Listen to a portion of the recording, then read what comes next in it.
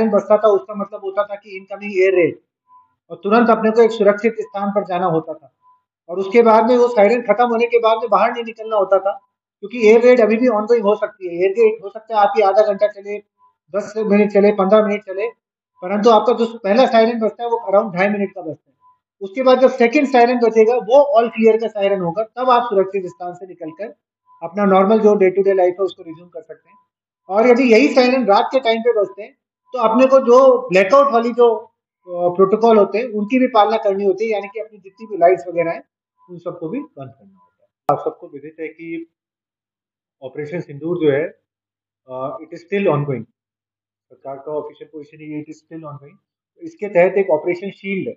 Operation shield होता है कि जो आपकी सिविल डिफेंस की तैयारियां हैं उनको अपन पूरी चाक चौबंद रखें। ऑपरेशन शील्ड के तहत ही अपन ने 7 मई को, आप लोगों को ध्यान हो तो, पहली मॉक ड्रिल कराई थी। उसी के तहत कल सेकंड मॉक ड्रिल कराई जाएगी। इसकी मैं ऑपरेशनल डिटेल्स तो ज्यादा आपको दे नहीं पाऊंगा, अदरवाइज मॉक ड्रिल का पूरा पर्पस डिफीट हो जाएगा। मगर इसके अंदर यही मेरा आपके माध्यम से सभी नागरिकों से निवेदन है कि जब आपके सायरन बजते हैं तो जैसा कि अपन ने 7 तारीख से 10 तारीख के बीच में किया था, जब सायरन बजते थे तो पहला सायरन बजता था उसका मतलब होता था कि इनकमिंग एयर रेड, और तुरंत अपने को एक सुरक्षित स्थान पर जाना होता था। और उसके बाद में वो सायरन खत्म होने के बाद में बाहर नहीं निकलना होता था, क्योंकि एयर रेड अभी भी ऑनगोइंग हो सकती है। एयर रेड हो सकता है आपकी आधा घंटा चले, 10 मिनट चले, 15 मिनट चले, परंतु आपका जो पहला सायरन बजता है वो अराउंड 2.5 मिनट का बजता है।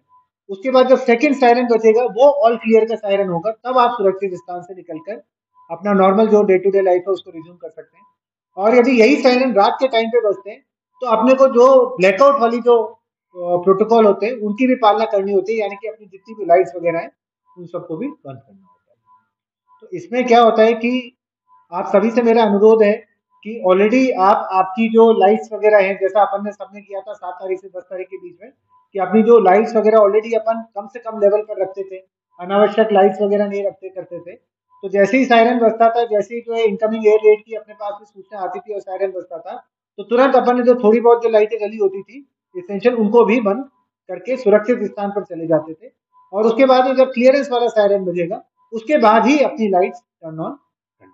जो अपने ये जो सायरन है ये सब 1971 की वॉर के उसके टाइम के लगे थे। तब शहर भी छोटा था और ये टेक्नोलॉजी भी उस टाइप की थी। तो नेचुरली उसके बाद में शहर में इतना विस्तार हुआ है, कई सारे आपके मॉडर्न लाइफस्टाइल भी हुआ कर है, तो नेचुरली ये सायरन जो है सभी जगह नहीं सुनाई देते करते। इसको लेके हमने एक कमिटी बनाई है यहाँ पर, जिसने 35 नई लोकेशन सायरनों के लिए आइडेंटिफाई की है। और अब हमने उनका टेंडर फ्लोट कर रहे हैं हम उन 35 सायरन नए खरीदने का, जो मॉडर्न टेक्नोलॉजी के हैं। तो ये अपग्रेडेशन का कार्य तो सतत रूप से चलता रहेगा। अभी वर्तमान में मेरा सबसे ये रिक्वेस्ट है, जब मॉक ड्रिल का सायरन बजे तो काइंडली आप मॉक ड्रिल के प्रोटोकॉल्स की पालना करें। इसमें जो भी, जैसे हमारी मॉक ड्रिल के स्पेसिफिक गोल्स होते हैं, स्पेसिफिक ऑब्जेक्टिव होते हैं हर मॉक ड्रिल के, तो उसका जो भी रिस्पांस टाइम होता है और जो भी उसके पैरामीटर होते हैं सब नोट डाउन किए जाते हैं और उसकी रिपोर्ट बना के सरकार को भेजा जाता है फॉर करेक्टिव।